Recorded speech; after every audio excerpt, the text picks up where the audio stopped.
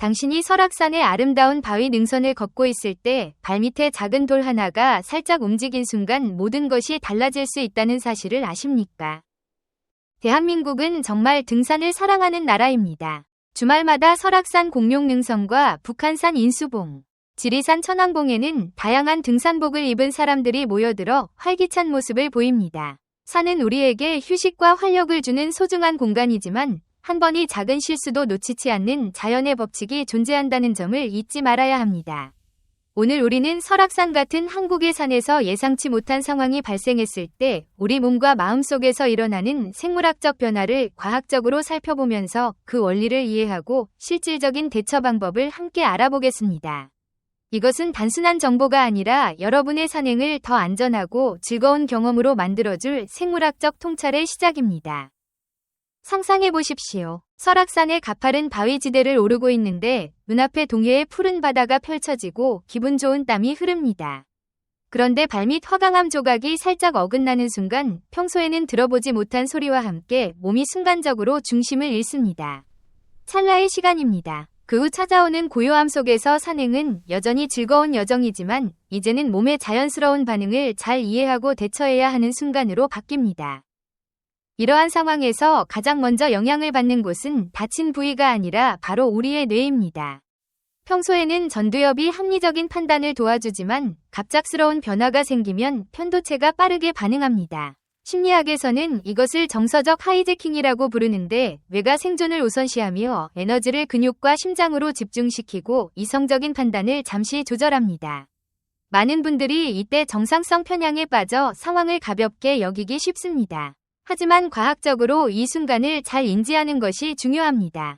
한국의 산은 대부분 단단한 화강암으로 이루어져 있어 충격이 흑산보다 크다는 점을 기억하면 도움이 됩니다. 이제 뼈가 부러지는 순간 몸 안에서 일어나는 생물학적 변화를 자세히 살펴보겠습니다. 우리는 뼈를 단순히 몸을 지탱하는 단단한 부분으로 생각하기 쉽지만 실제로는 혈관이 풍부하고 세포가 활발하게 활동하는 살아있는 조직입니다. 뼈가 부러지면 내부의 생명의 통로가 영향을 받고 주변에서 연쇄적인 반응이 시작됩니다. 먼저 출혈에 대해 이야기해 보겠습니다. 대퇴골처럼 큰 뼈가 영향을 받으면 내부에서 상당한 양의 출혈이 발생할 수 있습니다. 이는 몸 전체 혈액량의 일부에 해당하는 양으로 산 위에서 주의해야 할 부분입니다. 부상 부위가 부어오르는 이유는 몸이 자연스럽게 염증 반응을 일으키고 혈관에서 나온 피가 근육 사이에 고이는 과정 때문입니다. 또한 근육은 본능적으로 수축하며 부상 부위를 보호하려 하지만 이 과정에서 부러진 뼈의 단면이 서로 영향을 주거나 주변 조직에 압력을 가할 수 있습니다. 이로 인해 느껴지는 불편함은 상당할 수 있고 심박수와 호흡에 변화를 주기도 합니다. 한국 산악 지형의 특수성을 고려하면 이러한 반응이 더 빠르게 나타날 수 있습니다. 한국의 산은 높이는 높지 않지만 지형이 다양하고 경사가 가파르며 습도가 높은 경우가 많습니다. 설악산이나 북한산의 바위길은 미끄러움 사고에 취약하고 열전도율과 기환행각 현상이 중요한 역할을 합니다.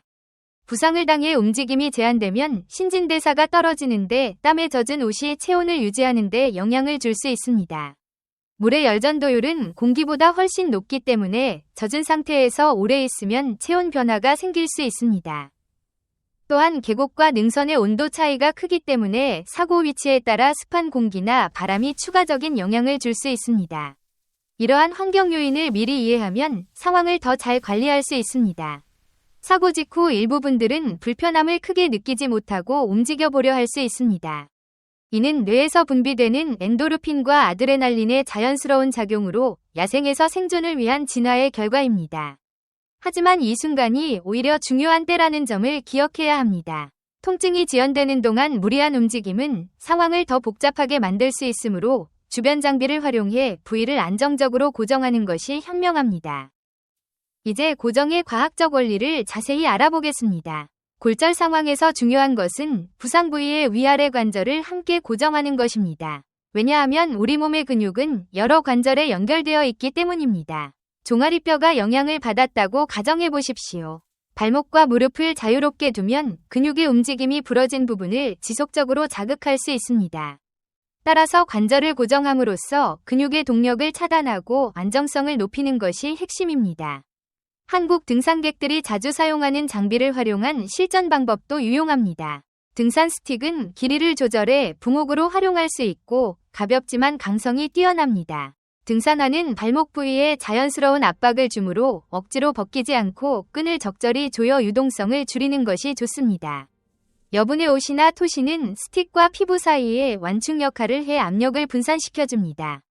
고정 작업을 할 때는 항상 CMS 체크를 잊지 마십시오. 부상 부위 아래쪽의 맥박 감각과 움직임을 확인하며 너무 과도한 압력이 없는지 살펴보는 것입니다. 해부학적 자세를 유지하고 팔자 모양으로 매듭을 지으면 압력이 고르게 분산되면서도 안정적인 고정이 가능합니다. 이러한 고정은 단순히 뼈를 붙잡는 것이 아니라 뇌로 가는 신호를 안정시켜 전체적인 생체 반응을 조절하는 과정입니다. 통증 신호가 줄어들면 호흡과 심박수가 안정되고 전체 상황이 더 관리하기 쉬워집니다. 하지만 산에서 발생하는 상황 중에는 눈에 보이지 않는 내부 변화도 주의해야 합니다. 부상 부위가 딱딱하게 부어오르거나 불편함이 지속된다면 주변 환경을 고려해 체온 유지와 에너지 보존에 집중하는 것이 중요합니다. 이제 실전에서 바로 적용할 수 있는 순서를 정리해 보겠습니다. 먼저 주변 사람과 함께 상황을 안정적으로 파악한 후 119에 신고합니다. 그 다음 가장 편안한 자세를 찾고 배낭을 바닥에 깔아 체온을 보호하며 불필요한 움직임을 최소화합니다. 자기 암시를 통해 마음을 안정시키는 것도 도움이 됩니다. 여러분이 지금까지 살펴본 내용은 사고 발생 직후 몸에서 일어나는 자연스러운 반응과 이를 과학적으로 관리하는 방법입니다. 한국의 아름다운 산에서 이러한 지식을 바탕으로 준비한다면 산행은 더 의미 있고 안전한 시간이 될 것입니다. 사고는 예고 없이 찾아올 수 있지만 미리 익힌 지식은 그 결과를 긍정적으로 바꿀 수 있습니다. 평소에 등산 장비의 다용도 활용법을 연습하고 동료와 함께 안전수칙을 공유하는 습관을 들이면 더욱 좋습니다. 천천히 그리고 신중하게 움직이는 태도가 산의 아름다움을 온전히 즐기는 열쇠입니다. 마지막으로 생물학과 응급처치 분야에서 오랜 연구를 통해 귀중한 지식을 제공해 주신 모든 연구자분들께 깊은 감사를 드립니다. 그분들의 노력 덕분에 우리는 자연 속에서 더 현명하게 자신을 지킬 수 있게 되었습니다. 여러분의 산행이 언제나 건강하고 행복한 추억으로 가득 차기를 진심으로 바랍니다. 안전한 산행 되십시오.